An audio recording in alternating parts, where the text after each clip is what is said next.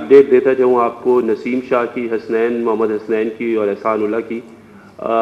नसीम इंशाल्लाह होपफुली अगले 3 हफ्ते में जो है ही will be able to bowl 50-60% और इंशाल्लाह बड़ी जल्दी फिट हो जाएगा। हसनैन की अपडेट ये है कि he has started his running and sprinting. उन्होंने अभी लास्ट वीक में वो बॉलिंग शुरू की है, लेकिन अभी उनके जो वर्कलोड है वो कवर करने के लिए थोड़ा सा उनको भी 1 से 2 हफ्ते और लगेंगे। और एहसान उल्लाह का भी रीहैब जा रहा है और इंशाल्लाह उस पर भी हमें फर्दर जो है वो अपडेट मिल जाएगी।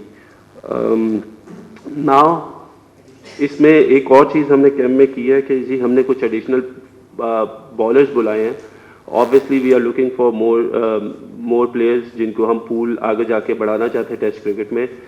तो इसमें अरशद इकबाल जो है वो और काशिफ अली, ये 2 फास्ट बॉलर्स हैं, ये हम लोगों कैंप में as an additional fast bowler join करेंगे। इसके साथ साथ शादाब खान, उसामा मीर, शादाब खान, उसामा मीर, उस्मान कादिर और नवाज़, ये भी एज अ स्पिनर हम लोगों को टेस्ट के कैंप जो हमारा लग रहा है 22 तारीख से, उसमें हम लोगों को ज्वाइन करेंगे। शाहनवाज धानी भी है, sorry forgot his name, miss कर गया। तो ये लड़के जो है फर्दर जो है ये हमें कैंप में ज्वाइन करेंगे। अब आपका कोई भी सवाल है आप लोग कर सकते हैं and I am ready to answer each and every one of you. जी सबसे पहले तो कांग्रेचुलेशन के आप चीफ सेलेक्टर भी बन के हैं मशीर खेल के साथ साथ। देखिए वर्ल्ड कप पे जिस तरह बाबर आजम की नाकस कारकर्दगी उनको ओहदे से हटा दिया गया या वो खुद स्टेप डाउन हो गए, दौरा ऑस्ट्रेलिया में अगर टीम की कारकर्दगी इसी तरह नाकस आती है जब माजी में तो यही रिकॉर्ड रहा है, तो क्या इसकी जिम्मेदारी आप लेंगे या कप्तान को कुर्बानी का बकरा बनाया जाएगा? अशरफ भाई देखिए बात यह है कि अगर मैं ये टीम अनाउंस कर रहा हूँ ना तो इसमें जिम्मेदार मैं भी हूँ, कोच भी है, कप्तान भी है, क्योंकि ये हमारी कंसेंट से टीम तैयार हुई है। ठीक है जी, पहली बात तो मैं ये आपको क्लियर कर दूँ। और क्रिटिसिज्म आप लोगों को लेना भी चाहिए। हमने कहा कि ये बेस्ट अवेलेबल लड़के थे जिनको हम ऑस्ट्रेलिया टूर पे भेज रहे हैं। ऑब्वियसली आपको पता है कुछ इंजरीज है, कुछ प्लेयर्स अवेलेबल नहीं है, तो इस वजह से जो है हम लोगों को जो बेस्ट पॉसिबल स्क्वाड था वो हम भेज रहे हैं और वी ओन इट। ऐसा नहीं कि we don't own it, we own it. जहाँ तक बात की आपने बाबर आजम की, Babar Azam is a world class player. और जो ये कप्तानी का जो बेसिकली आपने बात की, ये पीसीबी का आपको पता है कि चेयरमैन का होता है कि हम कप्तान बनाएं या ना करें, और Babar has step down himself as a captain. Secondly बात यह है कि देखिए 4 साल से एक टीम थी जिसके वो कप्तान रहे हैं और जिसको वो लेके चले हैं, और हम लोग पिछले 4 साल में कोई भी आईसीसी इवेंट या एसीसी इवेंट नहीं जीते। So I think that was the only reason, and I don't know what discussion has been made between the chairman and the captain. तो ये बेहतर है कि आप उन्हीं से सवाल कर लें, तो वो उसका बेहतर जवाब आपको दे देंगे। वाह भाई, टीम तो आपने सेलेक्ट कर ली है, क्या टीम को मशवरा भी देंगे कि टेस्ट क्रिकेट काफ़ी फास्ट हो चुकी है, एक एक दिन में 400 रन भी फट्टे पे लग रहे हैं वहाँ पर, तो आप हमारी जो टीम की स्ट्रेटजी है वो इस बार क्या होने जा रही है ऑस्ट्रेलिया में, अगर थोड़ा सा बताएंगे। और साथ साथ पीएसएल भी आ रहा है, आपने कहा था कि मैं पीएसएल खेलूंगा, तो चीफ सेलेक्टर बनने के बाद आप पीएसएल खेलेंगे या नहीं पेशावर ज़ल्मी की तरफ से? यार अगर मैं पेशावर ज़ल्मी से खेल गया ना पीएसएल, तो एक और मेरे वो लेबल लग जाएगा कि तीसरी कोई एडिशन मिल जाएगी मुझे, तो नहीं, पीएसएल में नहीं खेल रहा, ये मैं आप सबको क्लियर कर दूं। और दूसरा सवाल जो आपका था regarding the strategy, I think जो कोच हैं, जो कप्तान है, जो टीम डायरेक्टर हैं, वो बेहतर जानते हैं कि उन्होंने इन लड़कों को कैसे लड़वाना है। वहाँ पे जितनी भी प्लानिंग होगी I think it has to be leave उनके पास रहना चाहिए ये सारा। और फॉर मी आई थिंक ये जो लड़के हैं they are the impact players and they will create an impact in Australia इंशाल्लाह। लास्ट 2 क्वेश्चन आके। वाह भाई, सबसे पहले तो आपको मुबारक हो, आपने चीफ सेलेक्टर का अहदा संभाला है। एक ये बता दें कि इस टीम का वाइस कैप्टन कौन है शान मसूद के साथ, और दूसरा ये बता दें कि आपने जिन लड़कों को चुना है, क्या आपने इस सीरीज़ के लिए क्या आपने सिर्फ इस सीरीज़ के लिए चुना है कि खुदा ना खास्ता अगर ऑस्ट्रेलिया में हमारा ट्रैक रिकॉर्ड इतना अच्छा नहीं रहा और वहाँ पे हम नाकाम हो जाते हैं, तो क्या इन लड़कों को फायर किया जाएगा या इन लड़कों को ही अगली टेस्ट सीरीज में रखा जाएगा? मेरी बात सुने, ये बकरा ईद तो नहीं है ना कि ज़िबा करके फेंक देना यार। ऑब्वियसली हमने शान को कप्तानी दी है क्योंकि Babar step down as captain, और हमें ये लगा कि शान एक ऐसा प्लेयर है जो कि काउंटी क्रिकेट में भी कप्तान है और 2 साल के लिए यॉर्कशायर पे कप्तानी करा और उन प्लेयर्स पे करा जो रूट जॉनी बेस्टो जैसे प्लेयर्स जो उनके मेन प्लेयर्स हैं उनके ऊपर।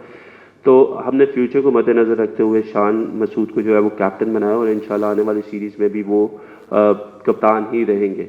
ऐसा नहीं होगा कि एक सीरीज़ के बाद हम ये कहें कि हम सारा कसूर उस पर डाल दें, ऐसा कभी भी नहीं हुआ, ना हम ऐसा चाहते हैं। सेकेंडली जो आपने बात की वाइस कैप्टन की, देखें हम लोगों ने अभी नहीं अनाउंस किया, बट लेटली हम लोग इसको इंशाल्लाह अनाउंस करेंगे।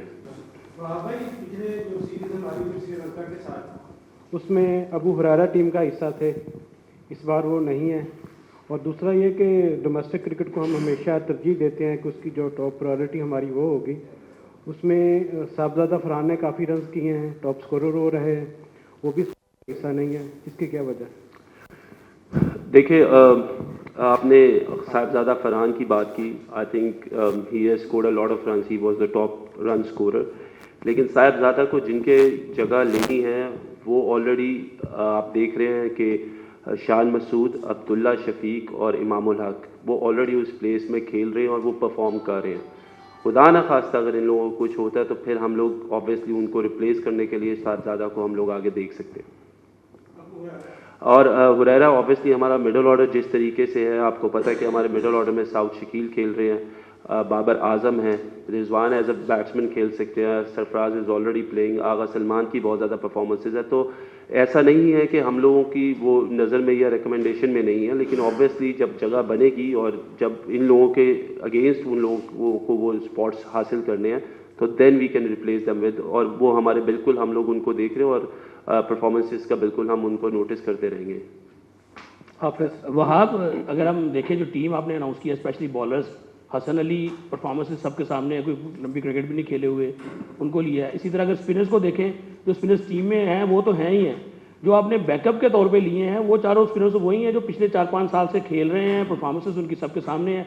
नए लड़के जो परफॉर्मर्स हैं, जो पिछले 4 साल से 5 साल से मुसलसल स्पिनर्स जो डोमेस्टिक क्रिकेट में परफॉर्म कर रहे हैं, 4-5 लेफ्ट आर्म भी हैं, ऑफ स्पिनर भी हैं, वो कहीं नहीं है। तो क्या कहीं खौफ तो नहीं है कि वो ऐसी चीज़ दोबारा से तनकीद शुरू हो जाएगी और बस छुपने की कोशिश की गई है? देखिए पहली बात तो मैं ये बता दूं कि जी तनकीद से तो मैं नहीं घबराता, ना हम आगे घबराएंगे। और दूसरी बात ये रहेगी कि जो 4 फास्ट बॉलर, जो 4 स्पिनर्स हमने बुलाए कैम्प में ना, वो हम लोगों ने इसलिए बुलाए ताकि हम उन पे काम कर सकें। वो हमारे एसेट्स हैं, आगे जाके वाइट बॉल क्रिकेट में भी हमें उनकी ज़रूरत पड़ेगी। और जो भी उनके फ्लॉज हैं जिसकी वजह से वो इस टूर्नामेंट में उस तरीके से परफॉर्म नहीं कर सके, तो एज अ ऑर्गेनाइजेशन ये हमारा काम है कि हम अपने प्लेयर्स को बैक करें। और अगर हम लोग बैक नहीं करेंगे तो ऑब्वियसली उनका कोई और तो ख्याल नहीं रखेगा। तो इस वजह से उनको बुलाया कि वो आएँ यहाँ पे बॉलिंग करें और यहाँ पे जो उनकी खामियां थी या जो उनकी कोताहियाँ थी वो हम उनको पूरे अच्छे तरीके से देख सकें और उस पर वर्क कर सकें ताकि फ्यूचर में हमें कोई ऐसे इश्यूज़ ना आए। सेकेंडली बात आपने हसन अली की कि हसन अली की performance, I think Hasan Ali की परफॉर्मेंसेज मेरे सामने भी हैं और उनका भी जो काउंटी सीज़न गया है वो भी आप सबके सामने है कि उनकी वहाँ पे बहुत ज़्यादा 4-डे क्रिकेट में परफॉर्मेंसेज रही हैं। हसन अली एक ऐसा बॉलर है जिसके पास एक्सपीरियंस भी है, and going through with Shaheen Shah Afridi you need an experience fast bowler जो उनके साथ वहाँ पे रहे और वो अपना एक्सपीरियंस भी बाकी बॉलर्स के साथ शेयर कर सके। और उम्मीद करता हूँ कि जिस तरीके का वो कैरेक्टर है वो भी वहाँ पे अच्छी परफॉर्मेंसेज देगा।